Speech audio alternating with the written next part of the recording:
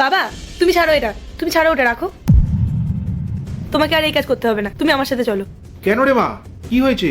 আর আমি যদি কাজ না করি তাহলে আমাদের সংসার চলবে কিভাবে? তুমি আর এইসব নিয়ে ভেবো না বাবা, তোমার মেয়ে একটা ভালো চাকরি পেয়ে গেছে। সত্যি? হ্যাঁ বাবা, আমি আইপিএস অফিসার হয়ে গেছি। মা, তুই আমার স্বপ্ন পূরণ করেছিস। প্রত্যেকটা ঘরে ঘরে যেন তোর মতো এরকম মেয়ে হয়। তুই আমার গর্ব মা। আমার তো তোমাকে নিয়ে অনেক গর্ব হয় বাবা। তুমি এই কয়লার খনিতে কাজ করে আজকে তোমার মেয়েকে এই পজিশনে নিয়ে এসেছো। কিন্তু বাবা তোমাকে আর এই কাজ করতে হবে না, এখন তো আমি চাকরি পেয়ে গেছি, এবার সবটা আমি সামলে নেবো। আমি এত কষ্ট করে ইউপিএসসি ক্র্যাক করেছি, আর কোনো ছোটখাটো অফিসার হইনি, আইপিএস অফিসার হয়ে গেছি। তোমাকে তো এখন আমার কথা শুনতেই হবে। আচ্ছা আচ্ছা। বাবা আশেপাশের লোকজনেরা তোমাকে অনেক কথা শোনাতো না, যে কেন তুমি তোমার মেয়েকে পড়াশোনা শেখাচ্ছ, কি হবে এসব করে, ও তো মেয়ে, ওকে বিয়ে দিয়ে দাও। সেই সব মানুষগুলো বুঝতে পারবে যখন তারা শুনবে যে তোমার মেয়ে আজ আইপিএস হয়ে গেছে।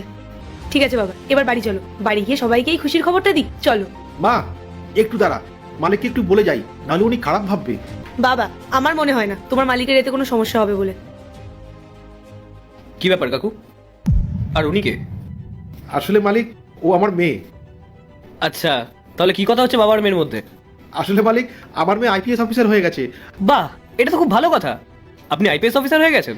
হ্যাঁ। কাকু, আপনার মেয়ে এত কষ্ট করে এত পড়াশোনা করে আইপিএস অফিসার হয়ে গেছে, এখন তো আপনার সব কষ্ট দূর হয়ে যাবে। আর প্রত্যেকটা ছেলে মেয়েরই স্বপ্ন থাকে যখন সে ভালো ইনকাম করবে তখন সে তার বাবা মার খেয়াল রাখবে।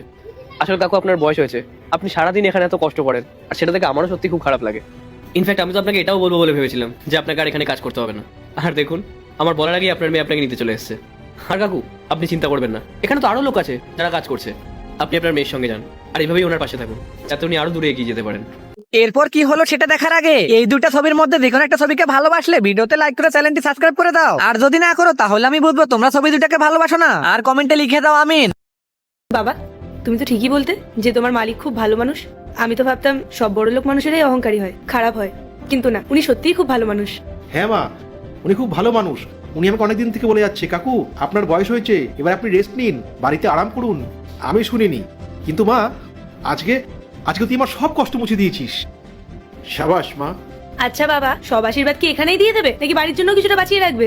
হ্যাঁ মা, বাড়ি চল। চলো, আসো। পার্ট 2 দেখতে হলে অবশ্যই চ্যানেলটি সাবস্ক্রাইব করে বেল আইকনটি বাজিয়ে দিবেন।